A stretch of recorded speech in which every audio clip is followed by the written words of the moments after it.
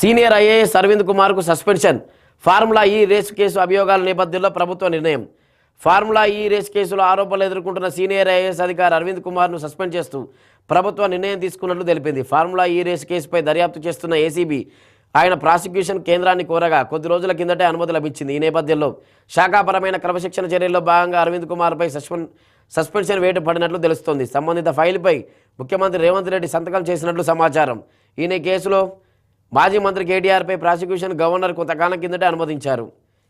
Formula ఈ car race KTR సంబంధించి విచారణ జరుగుతాం గతంలో కూడా విచారించారు. అయితే ఇందులో ఏమనగా ఉన్నాడు ఫార్ములా ఈ కార్ రేసులో అరవింద్ కుమార్, అప్పటి మున్సిపల్ శాఖ చీఫ్ సెక్రటరీగా ఉన్న బీఆర్ఎస్ హయాంలో మున్సిపల్ శాఖ చీఫ్ సెక్రటరీగా ఉన్న అరవింద్ కుమార్ అప్పుడు ఈ ఫార్ములా ఈ కేసు కార్ రేసు సంబంధించి ఫెమా ఏదైతే ఉల్లంఘనలు చేశారని చెప్పి అభియోగాలు మోపుతూ దర్యాప్తు జరుగుతుంది. ఆ నేపథ్యంలో ఆయన ఏమనగా ఉన్నాడో ఇప్పుడు ఇటీవల జరిగిన ఐఏఎస్ల బదిలీలు 45 మంది ఐఏఎస్ల బదిలీల నేపథ్యంలో అరవింద్ కుమార్ ఏదైతే విపత్తు శాఖ కింద ఉన్నాడో ఆయన బదిలీ చేసి ఎటువంటి బాధ్యతలు అప్పగించలేదు, అంటే ఏ శాఖ అప్పగించలేదు ఆయనకు.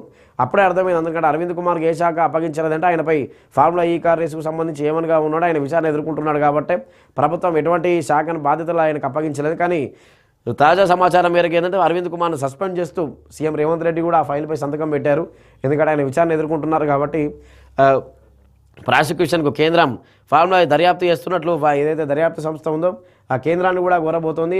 ఈయన అనుమతి కూడా తీసుకుంది అరవింద్ కుమార్ను దర్యాప్తు చేయడానికి. అందుకనే సీనియర్ ఐఏఎస్ అయినటువంటి అరవింద్ కుమార్ను సస్పెండ్ చేస్తూ ఆ ఫైల్పై సీఎం రేవంత్ రెడ్డి కూడా సంతకం చేసినట్టుగా తెలుస్తుంది.